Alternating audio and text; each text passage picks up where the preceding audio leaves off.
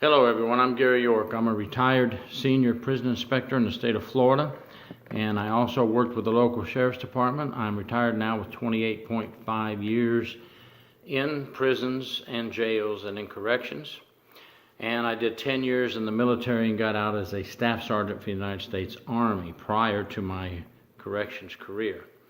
I was asked about bodily fluids being thrown on our officers, and what are we doing about this horrendous crime, and how many of these cases are being prosecuted.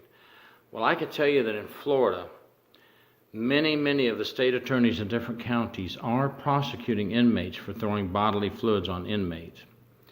In the Florida Constitution, under Section 9, it states that no person shall be deprived of life, liberty, or property, and has the due process of law.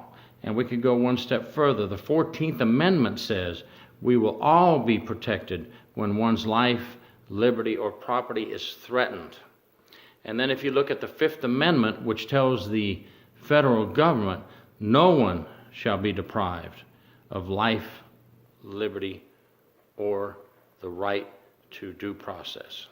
So, with that said, let me just go into a quick scenario of protecting a crime scene for bodily fluids thrown on an officer, so that hopefully when you have your cases sent to the state attorney and you demand prosecution and that the inmate be charged with battery on a Leo or worse, depending on the inmate's status, he may have a disease that would make the charge even greater. There's many different scenarios, many different situations.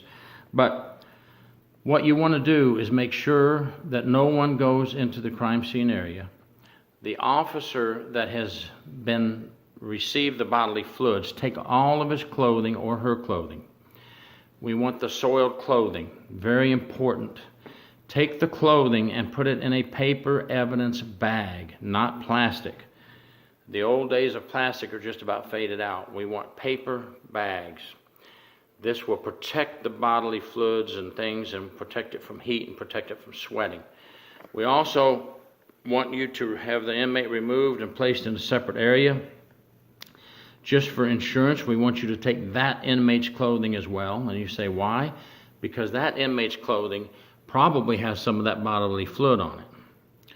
Then we want you to bag and tag all this clothing from both the assailant and the victim, and we want you to make sure to put the proper time, date, and location, and then we want you to make sure that a chain of custody is kept.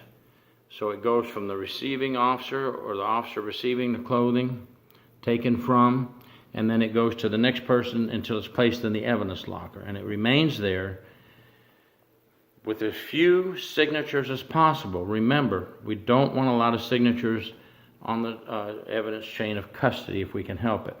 And secure it until the state attorney asks for it, and they'll tell you what to do from there. If they're going to prosecute the case, they'll tell you to send it off.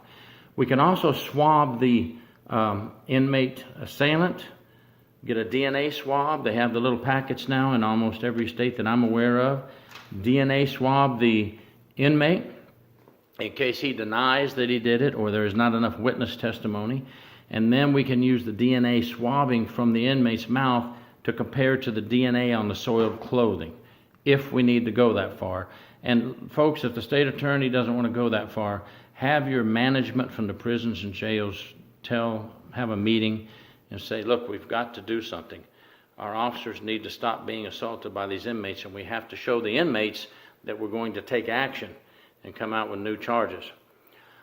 Take photographs of the crime scene and keep people out. If you have to put a person there to take names of who enters the crime scene, I would do it. Captain so-and-so arrived on the scene at such a time. Try to keep everybody away from the area because some of the bodily fluids is going to be on the floor. I'm sure that's not all going to be on the officer. And take the time to photograph all the bodily fluids on the floor. Get swabbings of the bodily fluids from the floor, or get some little clear tubes. And if you don't know all this, I'm not here to give a evidence collection class, but get with your jail detective, your prison inspector, or your street detectives and get you some of those vials on how to collect bodily fluids, and save those also from the floor. Get all your witnesses separated and talk to them. There are inmates who will talk to you. Not a lot, but you will get some inmate witnesses from time to time, and that will be helpful in your case. And of course, any staff member witnesses, get them also. Get their sworn witness statements as quickly as possible. We don't want them to wait for a day or 2 or 3 or a week. We want their mind fresh with what they witnessed, and get the witness statements as soon as you can. Please, let's all work together to protect our crime scenes when bodily fluids are thrown on officers, and let's get these guys prosecuted. Thank you. I'm Gary York, Corruption Behind Bars. Thank you.